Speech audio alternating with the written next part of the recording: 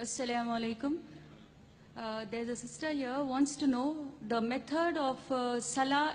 Is it the same for the man and the woman? Same for the Shafi and the Hanafi? This is the question that is the method of offering Salah for the man and woman the same, for the Shafi or Hanafi the same. Our beloved Prophet Muhammad said, it's mentioned in Sahih Bukhari, volume number 1. The Prophet said, pray as you see me pray. The Prophet did not say that the women should pray separately or the men should pray separately. There's a hadith, again in Sahih Bukhari, volume number 1 in the book of Salah, that the Sahabiyas, they prayed the same way as the men prayed. There's no different type of praying for men and women.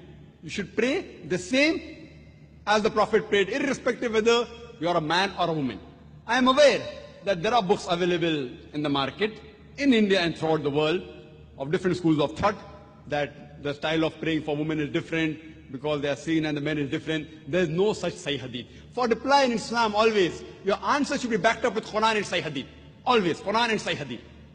So whenever you give reference, any scholar, let it be the biggest scholar in the world. If he gives the answer, there should be proof, quotation from the Quran and Hadith. Ask him for proof.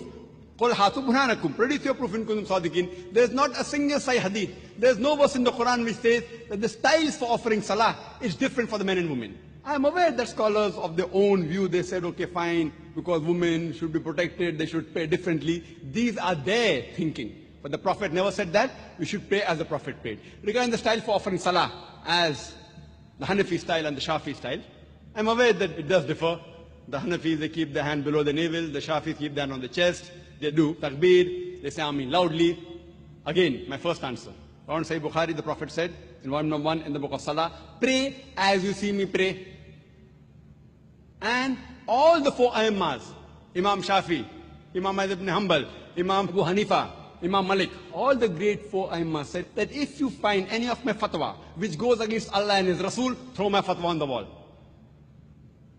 I am aware Abu Hanifa, may Allah be pleased with him. He was a great scholar, I respect him, I love him. People say that he said that when you offer Salah, keep your hand below the navel. There's a hadith in Abu Dawud, if you read volume number 1, book of Salah, which says that the Prophet kept his hand below his navel when he offered Salah, but this is a Zaif hadith. Immediately the next hadith says, which is a Sahih hadith, that the Prophet kept his hand above the navel. There are other Sahih hadith in Sahih ibn Khuzaimah, which says that the Prophet kept his hand on the chest. So when there are Sahih hadith saying the Prophet kept on the chest, the hadith below the navel is Zaif. So the right way to offer Salah, keep it on the chest.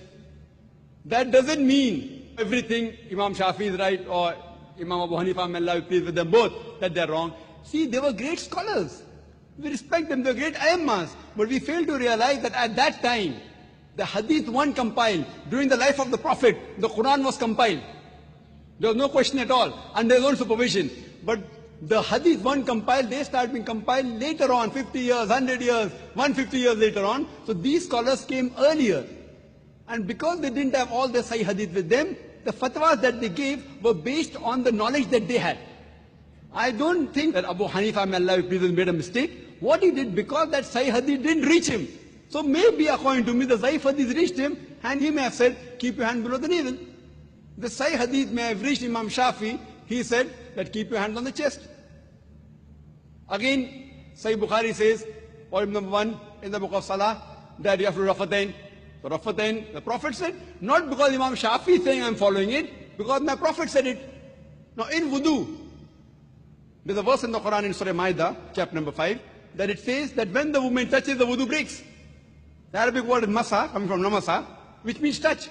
According to Imam Shafi, may Allah be pleased with him, he says that if the woman touches, the wudu breaks. Imam Abu Hanifa said, if the woman touches a man who's in wudu, wudu does not break. Now the Arabic verse of the Quran says, la masa, if the woman touches, wudu breaks. But there are 2 meanings of masa. One is a sexual touch, and the other is a physical touch. So Imam Shafi, may Allah be pleased with him, he took it as a physical touch. Imam Abu Hanifa, he took it as sexual touch. So both had a difference of opinion. But when you go to Sunnah Abu Dawud, volume number 1, in the hadith of Aisha, may Allah be pleased with her, the Prophet was in wudu, he kissed her. And the Prophet, without doing wudu again, went for Salah. There's another hadith in Sahih Bukhari, in the book of Salah, volume number 1. The Hazrat Aisha was sleeping, Prophet put the leg on offered Salah.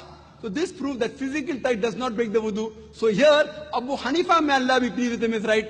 And Imam Shafi, not that he made a mistake willfully, that hadith didn't reach him.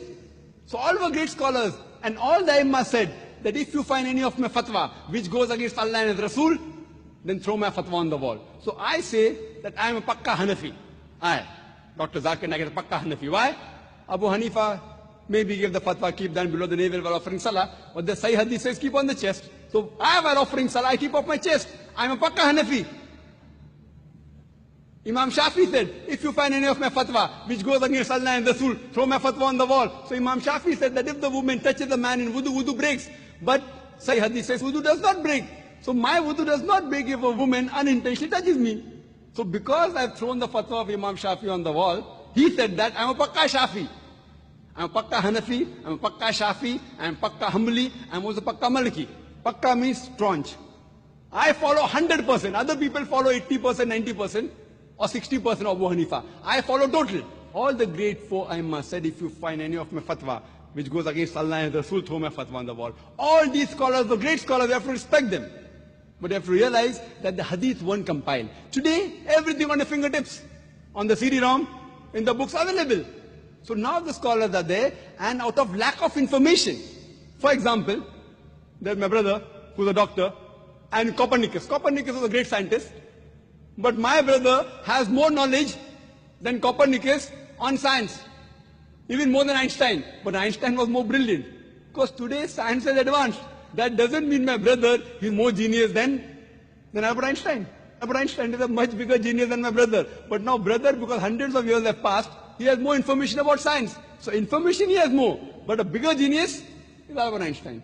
Isaac Newton is Copernicus. But today, because science is advanced, we have the information with us. So those scholars were great genius.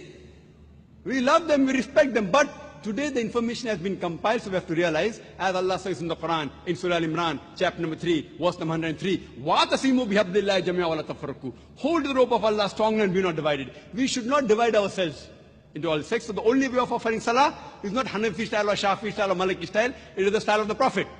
And Imam Abu Hanifa, may Allah be pleased with him, Imam Shafi, may Allah be pleased with him, they told, if you find anything of my fatwa which goes against Allah and Rasul, throw my fatwa on the wall. So if you're Pakka Hanafi, you have to offer as the Sahih Hadith says. If you're a Pakka Shafi, offer as what the Sahih Hadith says. Then you'll be following the true Islam. Hope that answers the question, sister. Brothers, please.